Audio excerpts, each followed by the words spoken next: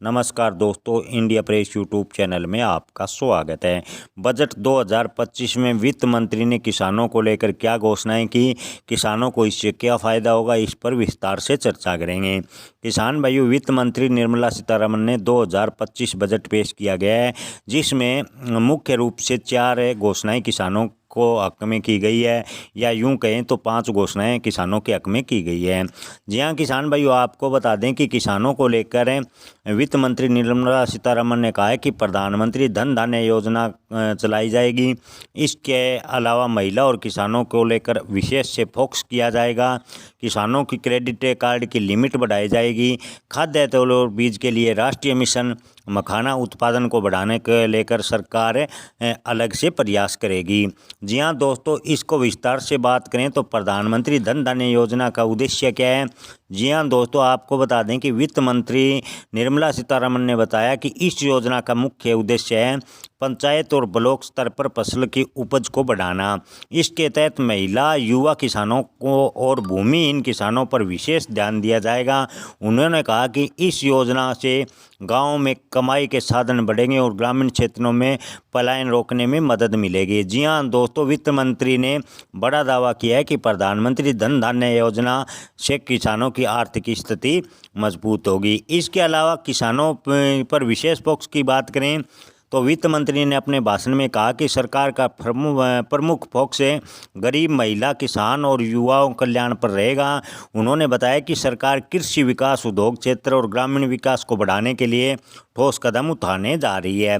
वित्त मंत्री निर्मला सीतारमण ने कहा कि उद्योग क्षेत्र और ग्रामीण विकास को बढ़ाने के लिए सरकार ठोस कदम उठाएगी। इसके साथ ही वित्तीय क्षेत्र में सुधार लेने के लिए विशेष योजनाएं शुरू की जाएगी। इसके अलावा किसान भाइयों, दूसरे पॉइंट की बात करें तो किसान क्रेडिट कार्ड की लिमिट बढ़ी। जी हाँ तो किसान भाइयों, आपको बता दें कि किसानों को राहत देते हुए वित्त मंत्री निर्मला सीतारमण ने किसान क्रेडिट कार्ड की लिमिट बढ़ाने की घोषणा की है। ये जो कि किसान क्रेडिट कार्ड की सीमा है वो 3 लाख से बढ़ाकर 5 लाख रुपए 5 लाख रुपए कर दी गई है।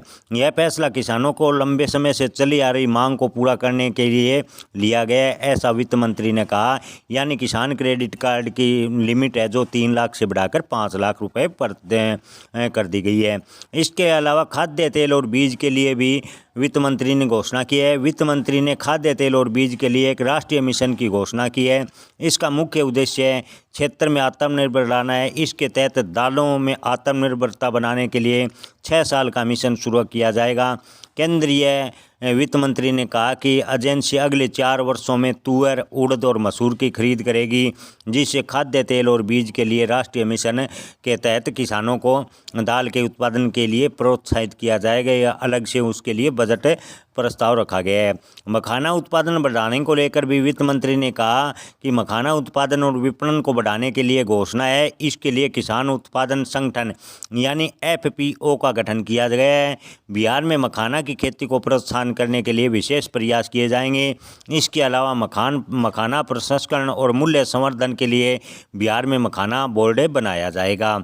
जी हाँ दोस्तों, कुल मिलाकर निष्कर्ष की बात करें तो वित्त मंत्री ने 2025 में किसानों के लिए प्रधानमंत्री धन धान्य योजना और किसान क्रेडिट कार्ड की लिमिट बढ़ाने जैसे कुछ अच्छे फैसले लिए।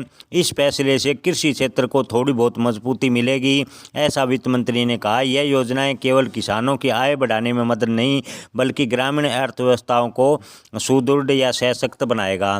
किसान भाइयों, आप इस पर क्या विचार रखते हैं? क्या वित्त मंत्री की घोषणा से किसानों के आर्थिक हालात में सुधार होगा? कमेंट में आप अपनी राय जरूर बताएं।